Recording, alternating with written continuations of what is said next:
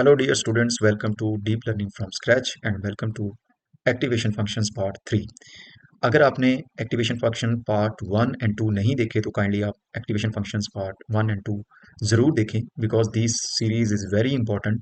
अगर आप स्टार्ट से देखेंगे तो आपको बड़ी ही इजीली ये कॉन्सेप्ट समझ आएंगे। मैंने कोशिश की है कि इन कॉन्सेप्ट्स को बहुत ही ईजी करके समझाया जाए और मैंने फर्स्ट लेक्चर में इसकी थोड़ी सी ब्रीफ डिटेल्स बताई हुई है, एक्टिवेशन फंक्शंस क्यों यूज़ होते हैं और इसके अलावा इनकी थोड़ी सी एप्लीकेशंस। एप्लीकेशन तो हर एक्टिवेशन फंक्शन की जो है वो सेपरेटली भी बताई है, बट फर्स्ट लेक्चर के अंदर और सेकंड लेक्चर के अंदर थोड़ा सा डिटेल में बताई हुई है। तो काइंडली आप इस लेक्चर से पहले एक्टिवेशन फंक्शन पार्ट 1 और 2 जरूर देखें। तो चले चलते हैं एक्टिवेशन फंक्शंस पार्ट 3।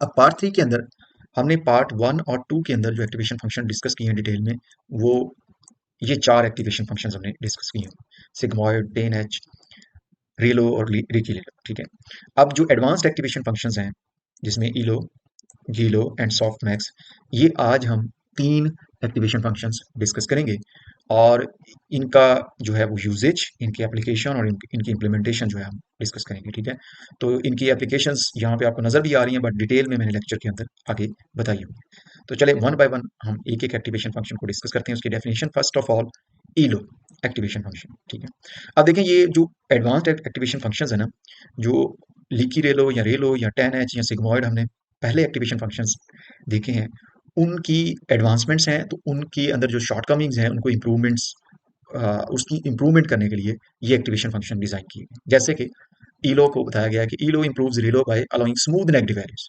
अब नेगेटिव वैल्यूज को रेलो जो है वो, ये वाला एक्टिवेशन फंक्शन मैंने बड़ी डिटेल में बताया है, ये तो डिसअलाउ करता है बिल्कुल, बट लीकी रेलो स्मॉल नेगेटिव वैल्यूज को अलाउ तो करता है, बट स्मूथिंग का उसके अंदर फंक्शनैलिटी नहीं है। तो ये जो ईलो है, ये उस फंक्शनैलिटी को एड अप करती है और स्मूथिंग कर्व जो है वो नेगेटिव वैल्यूज के लिए प्रोड्यूस करती है। ठीक है, तो जैसे कि प्रॉपर्टीज में आपको नजर आ रहा है, smooth curve for negative values reduces by shift output closer to zero mean, faster convergence than ReLU in most cases. Convergence का मतलब होता है कि जो ग्रेडियंट फ्लो होता है उसको एक समझ लें कि फ्यूल चाहिए होता है। ठीक है, और वो फ्यूल प्रोवाइड कर रहे होते हैं एक्टिवेशन फंक्शंस, और रिजल्ट्स जो है वो इम्प्रूवमेंट की तरफ जाते हमें तब फील होते हैं जब रिजल्ट्स, आप कह लें कि लेट से आप परफॉर्मेंस कैलकुलेट कर रहे हैं तो वो एड अप हो रहे हों या बढ़ रहे हों या आपकी एक्सपेक्टेशन के अकॉर्डिंग पॉजिटिव आ रहे हैं। ठीक है, तो ये जो एक्टिवेशन फंक्शंस हैं न्यूली डिजाइन, ये इन चीज़ों में हेल्प आउट करते हैं कि आपके जो रिजल्ट्स हैं उनको इम्प्रूवमेंट की तरफ लेके जाते हैं फास्ट वे के अंदर। ठीक है, प्रीवियस एक्टिवेशन फंक्शंस भी ये ग्रेडियंट फ्लो को मैनेज करते हैं और इनपुट को जो है वो प्रोसेस करके आउटपुट तक लेके जाते हैं, but these activation functions are more advanced. ठीक है, तो एप्लीकेशंस इन डीप लर्निंग, ये डीप न्यूरल नेटवर्क्स के अंदर यूज होते हैं सिचुएशंस वेयर स्मूथर ग्रेडियंट्स है। ऐसे सिचुएशन जहां पे नीचे एग्जांपल एक दी गई है, आपको बताते हैं अभी।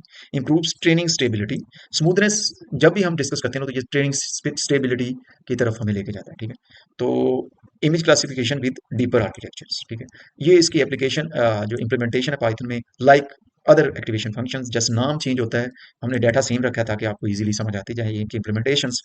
तो नेगेटिव वैल्यूज को ये स्मूथ करता है, ये स्मूथ एक्सपोनेंशियल कर्व क्रिएट करता है, इसी तरह पॉजिटिव अनचेंज रहती हैं। अब गेलो एक्टिवेशन फंक्शन क्या करता है? गेलो जो है वो एडवांस्ड, आप कह लें कि जितने भी आर्किटेक्चर्स हैं जैसे ट्रांसफार्मर्स हैं, बर्ट हैं, चैट जीपीटी है, इनमें यूज होता है। अब इसका काम क्या है जी? ये भी स्मूथनेस और प्रोबेबिलिस्टिक वैल्यूज, जैसे कि एनएलपी बेस्ड एप्लीकेशंस के अंदर इसका बहुत, जो आप कह लें कि वास्ट यूजिंग है। ठीक है, तो GELU weights input based on probability use in modern models, ये जैसे कि एप्लीकेशंस में आपको नजर आ रहा है ना, bird, chat GPT, NLP, vision transformer, state of the art architecture, ये सारी इसकी एप्लीकेशंस हैं। इसकी मैथमेटिकल फॉर्म देख लें यहाँ पे, और इसकी प्रॉपर्टीज में आता है smooth and probabilistic, keep small negative values, not zero like ReLU, better performance in deeper transformers. ठीक है, ये इलो और गेलो में इतना कोई खास फर्क नहीं है, एक तो फार्मूला का फर्क है, इनकी एप्लीकेशंस में इतना खास फर्क नहीं है। दूसरा ये है कि ये जो इसकी एप्लीकेशन है ये एडवांस डीप लर्निंग मॉडल्स के अंदर आते हैं, ये भी जो है वो डीप लर्निंग मॉडल्स के अंदर यूज होता है, जो कि इतने एडवांस नहीं है जितना कि गेलो जिनके अंदर यूज होता है, जैसे कि ट्रांसफॉर्मर्स, बर्ट और चैट चैट जीपीटी वगैरह। ठीक है, तो this is the definition of GELU. And smooth scales values instead of hard cut off. ठीक है, ये स्मूथ करता है वैल्यूज को। ठीक है, इनपुट और आउटपुट्स को, आप कह लें कि आउटपुट पे जो वैल्यू शो होगी वो ये नहीं होगा कि वो ग्रेडियंट्स को कट ऑफ कर दे, जो जैसा कि पहले हमने देखा है कि जीरो से अबव वैल्यू नेगेटिव की तरफ जाएंगी तो एक्टिवेशन फंक्शंस जो है वो उनको कट ऑफ कर देती हैं, उनकी लिमिटेशंस है ना।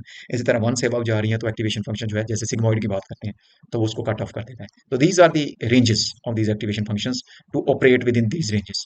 तो अगर हम गीलो को देखें तो देखें माइनस इन्फिनिटी से negative infinity, sorry plus infinity से नेगेटिव इन्फिनिटी, ये भी प्लस इन्फिनिटी से नेगेटिव, दोनों स्मूथनेस का जो है वो पार्ट प्ले करते हैं। बट ये जो है आप कह लें क्लासिफिकेशन टास्क में भी यूज हो सकता है, ठीक है। ये प्रोबेबिलिस्टिक या प्रोबेबिलिटी बेस्ड वैल्यूज के अंदर यूज होता है, या advance architecture NLP based applications में इसका यूज है, ठीक है। तो नेक्स्ट जो है last one, soft max activation function. ये बहुत ही widely used for output, showing the output. तो सॉफ्ट मैक्स एक्टिवेशन फंक्शन जो है ना, आउटपुट लेयर के ऊपर इस्तेमाल होता है, ठीक है। Almost every deep neural network use this one. तो सॉफ्ट प्लस भी है इसका एडवांस वर्जन, वो भी हम डिस्कस करेंगे उसमें, और इसमें फ़र्क क्या है वो भी हम डिस्कस करेंगे। बट यहाँ पे मैं आपको सॉफ्ट मैक्स का बता रहा हूँ। तो all values between 0 and 1, sum of outputs, सारी की सारी जो आउटपुट्स का सम होगा वो 1 होगा। तो इसका मतलब है मल्टी क्लास क्लासिफिकेशन के लिए ये आउटपुट लेयर के ऊपर यूज होता है। इमेज क्लासिफिकेशन 0 से 9 डिजिट्स, इसी तरह लैंग्वेज मॉडलिंग के अंदर जैसे कि एग्जाम्पल दी गई है, classify an image into 10 categories, ठीक है। तो इस तरह की जो क्लासिफिकेशन बेस आउटपुट लेयर के ऊपर जो एप्लीकेशन है वो सॉफ्ट मैक्स एक्टिवेशन फंक्शन की है, ठीक है। तो this is the definition in Python, ठीक है। सिमिलर इनपुट पास की है, टेंसर वैल्यूज जो है सिमिलर हैं, तो ये आउटपुट प्रोबेबिलिटीज, ठीक है। तो यहाँ पे जो हमने वैल्यूज इनपुट की हैं उसकी बेस पे उनकी प्रोबेबिलिटीज अक्रॉस क्लासेस जो है वो यहाँ पे आउटपुट करता है, ठीक है। तो वो बिटवीन 0 to 1 होगी, और सम ऑफ ऑल आउटपुट जो है वो, मतलब ये है कि क्लास 1 को उसने प्रोबेबिलिटी असाइन कर दी 0.3, क्लास अगर 3 क्लासेस है, मैं एक एग्जांपल आपको दे देता हूँ ताकि आपको इजीली समझ आ जाए। क्लास 1 है उसको प्रोबेबिलिटी 0.3, ठीक है। क्लास 2 है उसको प्रोबेबिलिटी 0.2 है, ठीक है। और क्लास 3 जो है उसको 0.5 असाइन की है। तो इसका मतलब जो एक्चुअल प्रिडिक्टेड क्लास है ना, हाईएस्ट प्रोबेबिलिटी वाली है, ठीक है, वो क्लास 3 है। तो total sum of all probabilities equal to 1 है, आप अगर आप देख लें इनको सम करके। तो this is the actual application of softmax activation function. और ये इनके ग्राफ्स हैं, ये ईलो का है, ठीक है, ये ईलो का है, और दिस वन फॉर गिलो and this one for softmax. और ये इनकी समरी है। समरी को आप जहन में रखें, इनकी रेंज को आप जहन में रखें, और इनकी एप्लीकेशंस को आपने जहन में रखना है, ईलो, गिलो और softmax. Thank you very much. देखते रहें क्विक रिसर्च रिव्यूज। मिलते हैं नेक्स्ट लेक्चर के अंदर, और इनके एडवांस जो एक्टिवेशन फंक्शंस हैं उनको भी हम देखेंगे। मेनली ये वाले एक्टिवेशन फंक्शंस यूज होते हैं डीप लर्निंग के अंदर, बट कुछ एडवांस एक्टिवेशन फंक्शंस को भी हम नेक्स्ट लेक्चर्स में डिस्कस करेंगे। Thank you very much. देखते रहें क्विक रिसर्च रिव्यूज।